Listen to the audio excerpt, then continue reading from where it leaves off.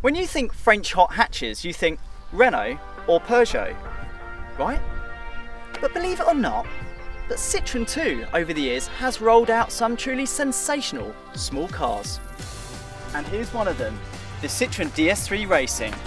Now, before we get too excited, this car has already been on sale in Europe for 5 years, but it's never been offered in Australia. But that changes this 2016. So we thought we better take it for a drive and see what it's like. Officially, Citroën says it's because Australia is a hot climate, and we're presumably worried how its little 152 1.6 litre turbo would cope with the heat.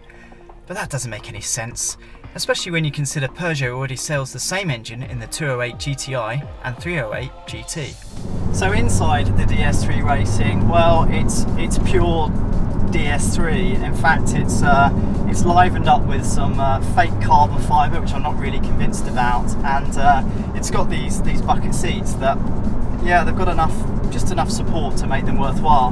But overall, it's feeling pretty dated in here. The DS3 Racing certainly looks the part. Well, if you ignore this car's awful pink side stripes. We like the aero kit though, and pumped up arches, beefier front bumper and side skirts, although I doubt that rear diffuser adds much downforce. With a name like Racing and Citroën's incredible 8 WRC championships, you'd hope and expect some of that motorsport magic to have rubbed off on the DS3. So, what have Citroën engineers done to the DS3 Racing? Well, the first thing I've started off with is they've actually widened the front and rear track by about 30mm to give it greater stability.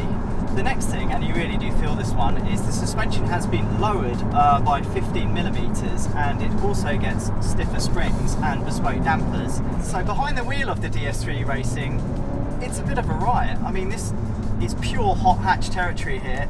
It's got really accurate steering, it's quite agile, and it's very quick. Now, talking about quick, how fast is this car? Well, this thing has 152 kilowatts generated from its 1.6 litre turbo, and that takes the DS3 from standstill to 100 kilometers per hour in just 6.5 seconds.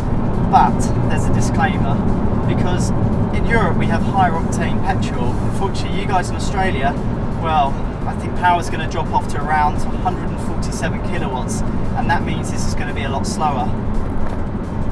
Now here's a demonstration of something the DS3 RS desperately needs.